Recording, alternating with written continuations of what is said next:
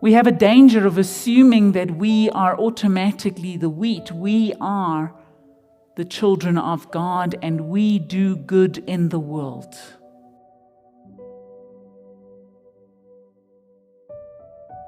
There are 5 things that I think are important to note as we read this parable. Things that I think don't give us a complete answer, but provide us with some answers. But most importantly, concludes with a promise. And so if we begin right at the end, the first thing that I found comforting about this particular parable was the fact that we get an introduction to the evil one. That Jesus himself, in telling this parable, introduces us to the opposition. Introduces us to something that is other than God. He gives it a name: the devil. Jesus tells us through this parable that there is another who is actively working against God and the kingdom of God. It helps us to understand that it is not God who sends these things to test us, to make us stronger, but that it is something else that works against God's desire for us to have life and to have it in its abundance.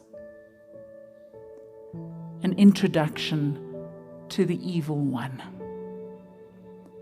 In some of the conversations I've had this week, there has been an idea that God is the one who sends trials and sufferings and illness and death to us. And how do we reconcile that with an all-loving God?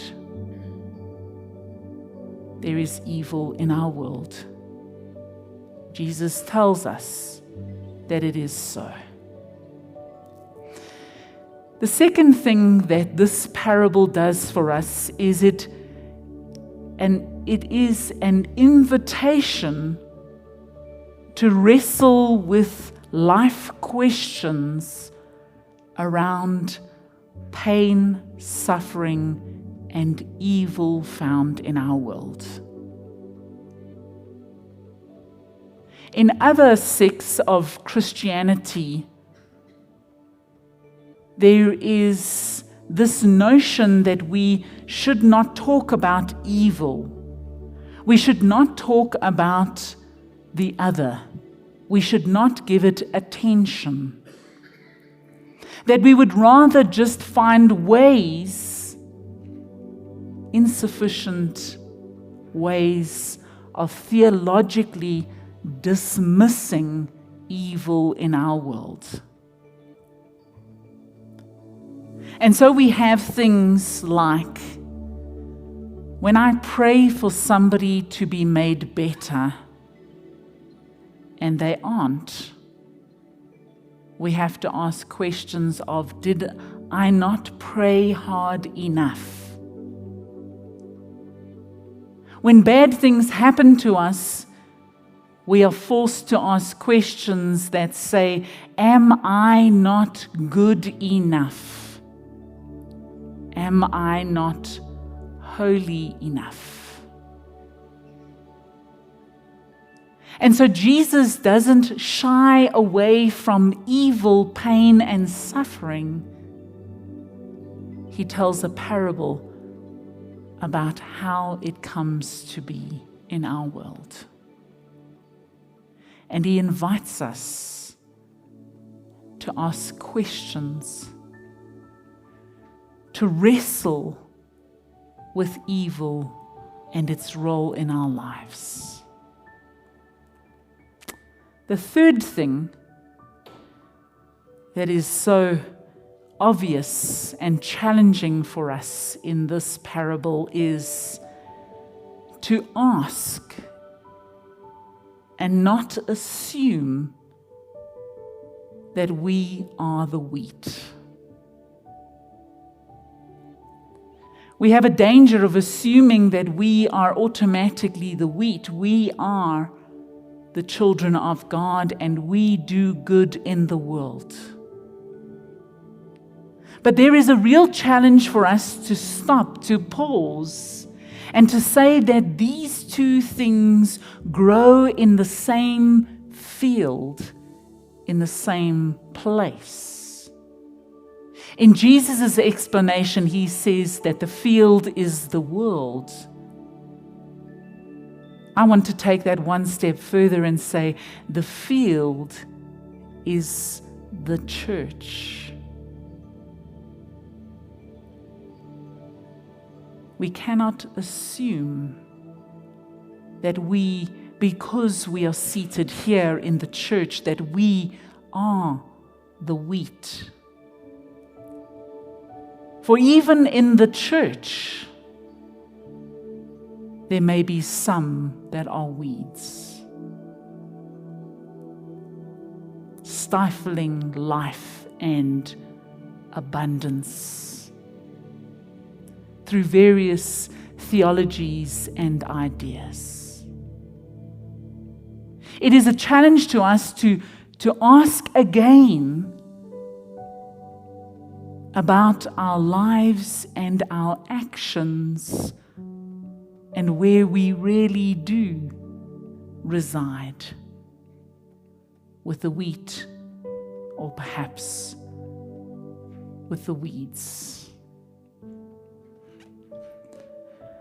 The fourth thing that I came across was to understand that despite our desires to pluck what we think is evil from our world,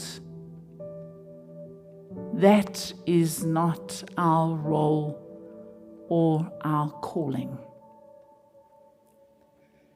We would love to point to those who we consider evil and to simply have them plucked and taken out of our world.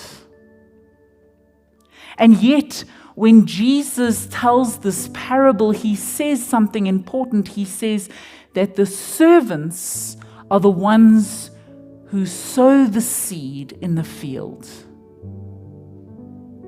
But Jesus, in his explanation of this particular parable, says, but when the time for harvest comes, it will be my angels who will separate out the wheat from the weeds.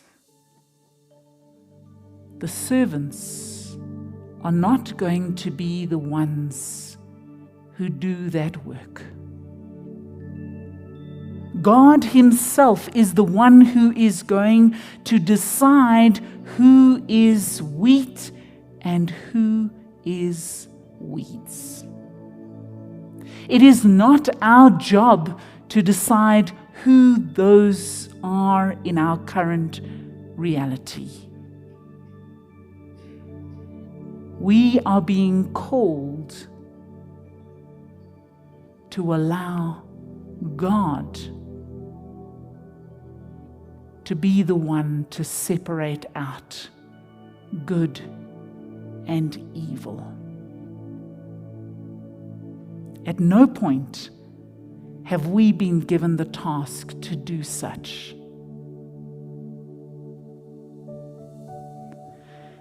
Finally, we have an invitation in this parable that invites us to trust God for his plan for humanity and the world.